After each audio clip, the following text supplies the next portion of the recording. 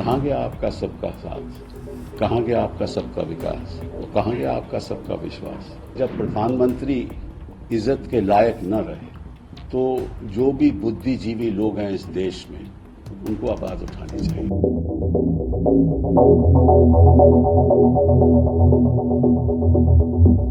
ये जो गोल्ड है बहनों का और जो संपत्ति है ये सबको समान रूप से वितरित कर दी जाएगी। पहले जब उनकी सरकार थी उन्होंने कहा था कि देश की संपत्ति पर पहला अधिकार मुसलमानों का है। इसका मतलब ये संपत्ति इकट्ठी करके किसको बांटेंगे? जिनके ज्यादा बच्चे हैं उनको बांटेंगे। घुसपैठियों को बांटेंगे। क्या आपकी मेहनत की कमाई का पैसा घुसपैठियों को दिया जाएगा? आपको मंजूर है ये कांग्रेस का मैनिफेस्टो कह रहा है। शायद ही ऐसा बयान किसी प्रधानमंत्री ने दिया होगा। ये किस किस्म की राजनीति है और किस किस्म की संस्कृति है। एक तरफ तो आप राम मंदिर की बात करते हो, वहां जाकर उद्घाटन करते हो, राम के आचरणों की बात करते हो और दूसरी तरफ नफरत फैलाते हो। एक सवाल मैं और पूछना चाहता हूं, वो ये है चुनाव आयोग से कि आपने तुरंत कोई कदम नहीं उठाया। क्यों नहीं उठाया? ये जो भाषण है इसकी आपको निंदा करनी चाहिए, मोदी जी को नोटिस देना चाहिए कि 1950 के बाद शायद ही ऐसा बयान किसी प्रधानमंत्री ने दिया होगा।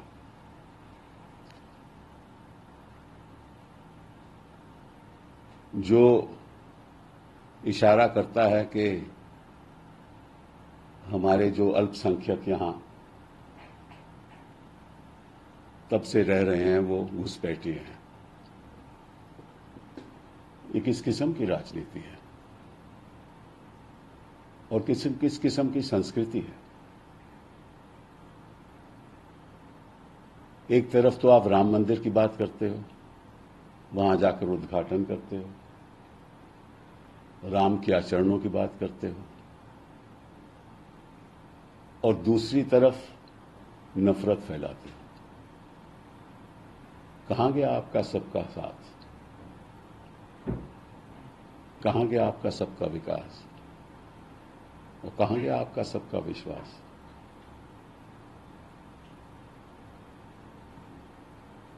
नफरत के घोड़े का दूल्हा बनकर आप कभी हिंदुस्तान को बरकरार नहीं रख सकते।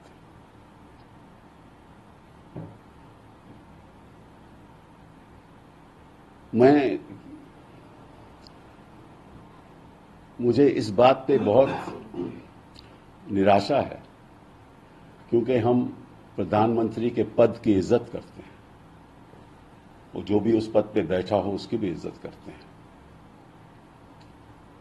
लेकिन जब प्रधानमंत्री इज्जत के लायक न रहे तो जो भी बुद्धिजीवी लोग हैं इस देश में उनको आवाज उठानी चाहिए। मैं कई बार कह चुका हूं कि मोहन भागवत जी भी चुप हैं। क्यों चुप हैं?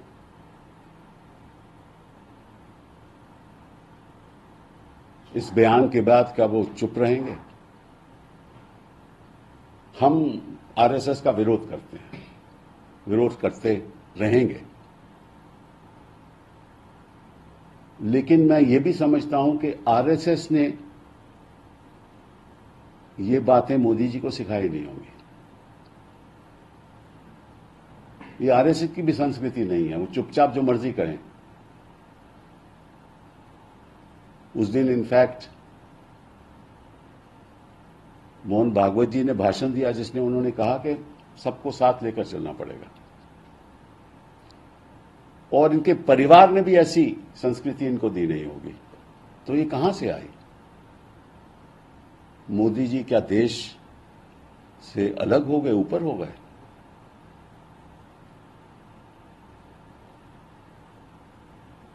बात करते हैं संपत्ति की।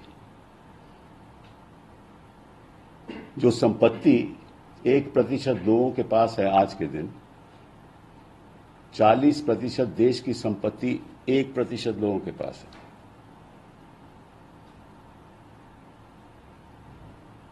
और आप भाषण दे रहे हो कि महिलाओं के जेवर, महिलाओं के गहने, वो संपत्ति कांग्रेस पार्टी विस्फोटियों को देगी, टेररिस्ट को देगी।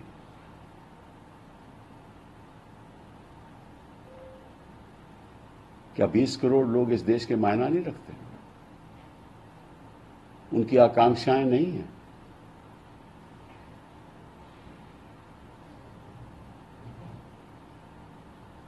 ये तो मैं समझता हूं कि इतनी गिरावट राजनीति में आ जाए, ना तो इतिहास में कभी हुआ है हिंदुस्तान के, और ना मैं चाहता हूं हो। लेकिन एक सवाल मैं और पूछना चाहता हूं, वो ये है चुनाव आयोग से कि आपने तुरंत कोई कदम नहीं उठाया। क्यों नहीं उठाया? ये जो भाषण है, इसकी आपको निंदा करनी चाहिए, मोदी जी को नोटिस देना चाहिए, चैनल्स को आदेश देना चाहिए कि यह भाषण दोहराया ना जाए।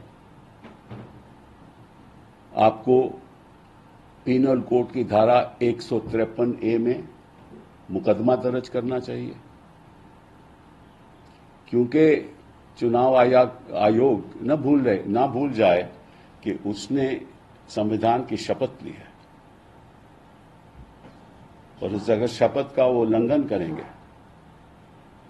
और भेदभाव के साथ ऐसे भाषणों का साथ देंगे, तो ये ना तो चुनाव आयोग के लिए ना देश के लिए ठीक होगा। मैं नहीं जानता कि ऐसी असत्य बातें प्रधानमंत्री जी क्यों कर रहे हैं। जो उन्होंने डॉक्टर मनमोहन सिंह के बारे में कहा, वो भी असत्य है। कांग्रेस पार्टी की, खासतौर पे डॉक्टर मनमोहन सिंह की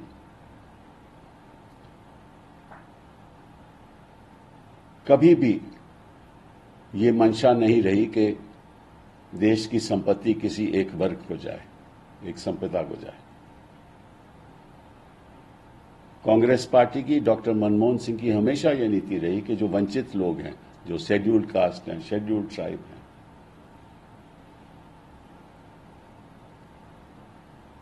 और वंचित लोग, माइनॉरिटीज हैं,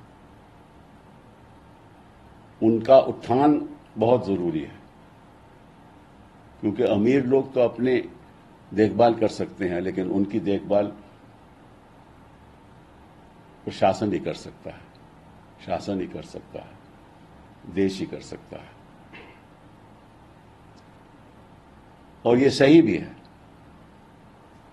और ऐसे भड़काऊ भाषणों के देने के बाद अगर आप नफरत फैलाएंगे, तो इसका मतलब है कि आप भूल गए हो सबका साथ, आप भूल गए वो सबका विकास।